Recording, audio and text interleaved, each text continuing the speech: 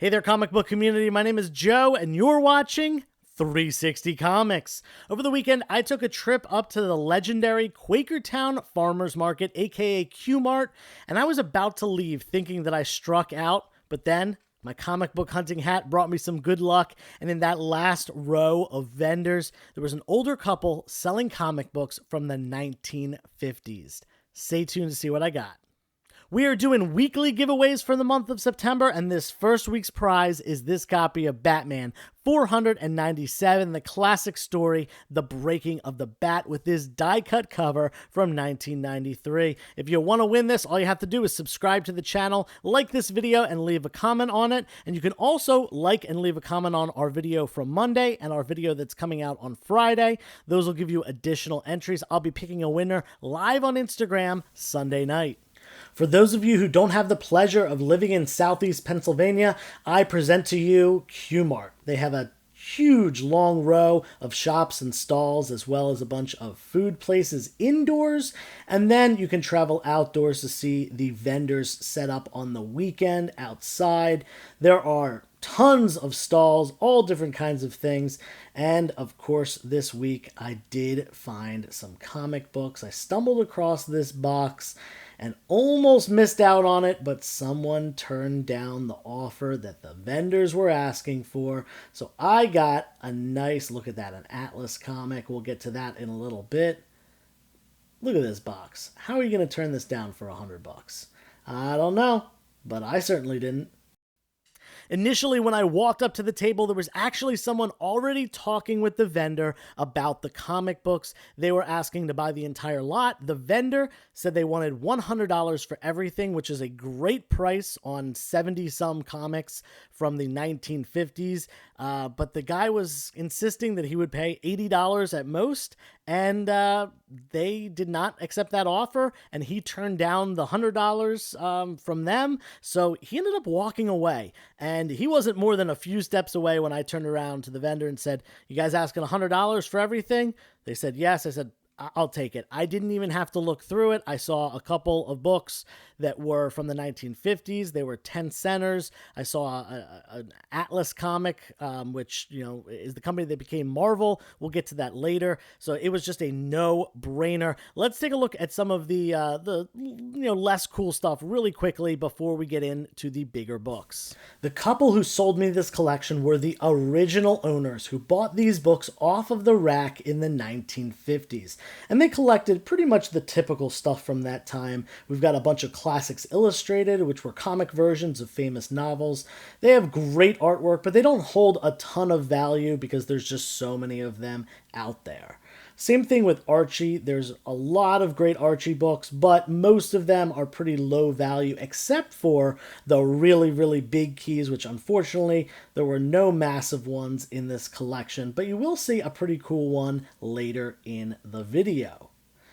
Moving on, we've got some Dell comics, which kind of showcased everything from these, photo covers of westerns and movies, all the way to the cartoon stuff.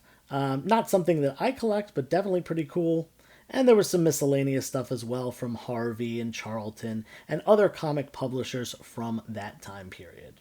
Kicking off the better stuff that I found, we've got a bunch of DC comics from the 1950s. This is House of Mystery number 97. Unfortunately, the spine is split, but nonetheless, just a classic, double-digit House of Mystery book from this time period. Definitely a good pickup. Then we've got an early Brave and the Bold. We got number 46. This one's actually from the 60s. There were a couple of books from the 60s, but the majority of them were from the 1950s. And this one is Strange Sports Stories.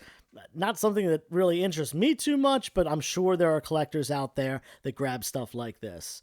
Next, we've got My Greatest Adventure. My Greatest Adventure. I always put an S on the end of this. Number 35. This is, pre Doom Patrol. They did come in this run and ended up taking over the title as well. But this right here is a really great robot cover. There's plenty of collectors of robot covers for Golden Age books especially, and I think this goes back, this is 1959, so this is kind of that transition period. Flash Showcase 4 had already come out, but pre-Fantastic Four. I kind of always talk about that as being the transition period from 1956 to 1961. That 5 years is that transition from from gold to silver. Moving on, we've got Bob Hope. I don't know much about this character. I know he was a celebrity. I think he was like a talk show host or something back then, or a comedian, maybe a comedian. I'm not really sure. I know the name, don't really know much about him, but apparently he was famous enough to have his own comic book, so it's pretty cool. Then we've got The Legend of Daniel Boone #2 from 1955. This is a firmly golden age book. This was I only could find #1 and 2 online. Maybe this was only 2 issues, but I'm not sure. I couldn't really find much more information about it. But Daniel Boone, frontiersman, all that kind of stuff. This book you saw already a few minutes ago. We've got Detective Comics number 253, I think. Yeah, 253. This is the first appearance of the Terrible Trio, which is this fox and snake and alligator down here. Not super... Oh, no, wait. It's a fox, a falcon, and an alligator. Fox, shark, and vulture. There we go. It says it on the cover. I should probably have read the cover first. But anyway, this is 1958 book, I believe. Unfortunately, the spine is fully split, but one actually sold on eBay recently with a fully split spine like this for $50. Definitely very happy to have this. Anything, 10-cent Batman stuff is going to be very collectible. Moving on to, this one's weird. This one's a 1954 book, a war book. It's the United States Fighting Air Force, #8. Coincidentally, this book, despite being about the United States Air Force, was made by Superior Comics, which was a Canadian company. So I guess they, took an interest in the U.S. military, being that Canada's not really known for their military. I guess that's what happened here. But, definitely a very cool war cover from the Silver Age. Moving on to some Dell stuff, we've got a bunch of 4-color comics. 4-color being a very collectible run from the golden into the silver age of comics. We've got issue number 631. This was a very, very extensive run. In fact, going up well into the thousands, I think almost to the 2,000 issue mark. And then we've got number 624. Treasure Island. And these often took, books and stories, movies, films, and just put them in comic book form. This is number 644, Sir Walter Raleigh. Number 769, Gunsmoke, a Western. We got 839, Vigilantes, another Western. Moving on to some Donald Duck here. We've got issue number 840, featuring Donald and his nephews. And we've got issue 857, the Goofy Adventure Story. Not to be confused with one of the greatest films of all time, A Goofy Movie. And then we got Walt Disney Presents Old Ironsides. I think this was a book. 874 is the number there. And we've got Hawkeye, not the Marvel character. Seems like a Western thing. 884. Great photo cover there. Broken Arrow, number 947. Restless Gun, number 1045. So this is going into the Silver Age now. And that's it for the 4-color stuff. Definitely a good little run there. But then there's some Walt Disney comics and stories, and both of these books have Donald Duck, and both were done by legendary Donald Duck artist Carl Barks. Check this out. It's got a really great cover of Donald skiing. This one's from 1953. This is Walt Disney Comics and Stories number 149. And then there's also 197, again, featuring Donald and the nephews. Awesome stuff from a legendary artist. And look at that. We've even got some Looney Tunes. This cover just got me. I really enjoyed this cover with Elmer Fudd and Bugs on it. And probably my favorite thing is this the film strip across the top. That was definitely very reminiscent of watching the Looney Tunes show when I was a kid. Moving on, next we've got some Atlas Comics. This was the company that became Marvel. Before putting out the heroes that we know today.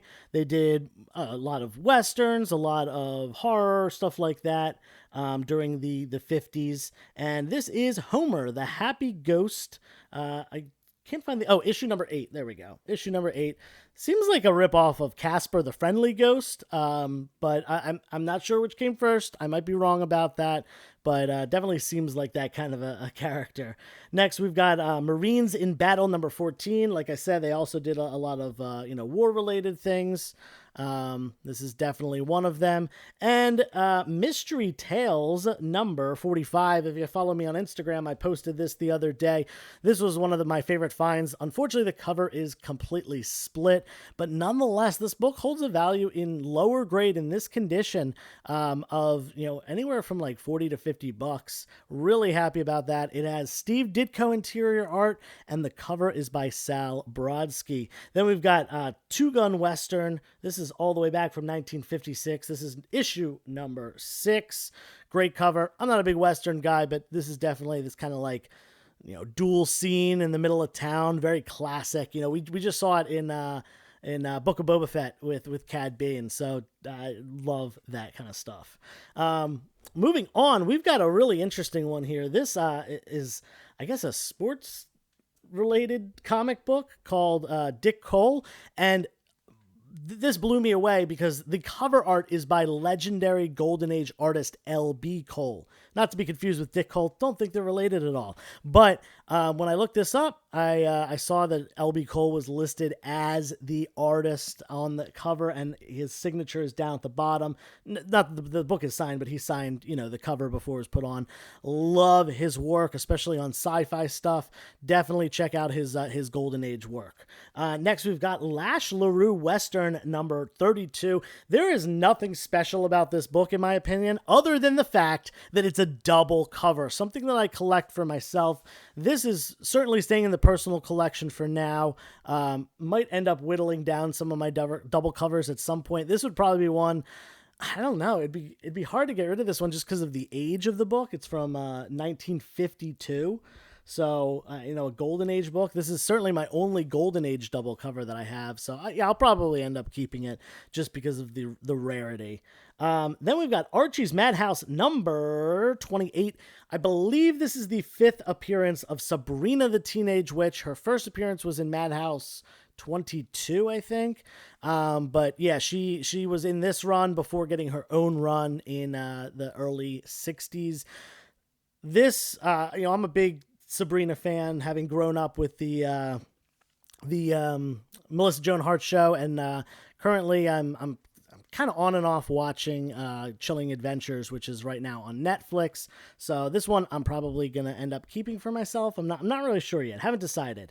And then we've got Adventures of the Dover Boys. Not really sure about these characters. I think they might be kind of like the Hardy Boys. It seems like two brothers or two friends that go on adventures. Sounds kind of Hardy Boys to me, so not really sure. But this book apparently is pretty sought after. This is issue number 1, and going rate on eBay was like between $40 and $60 depending on condition. So definitely happy that one was in there. And then we're all the way to the last book, and this was the biggest ticket item. In fact, it was, it's selling for almost as much as I paid for the entire lot. Like I said before, I paid $100 for everything. The last sale of this book in similar condition on eBay was $90. I'm marking it at $80.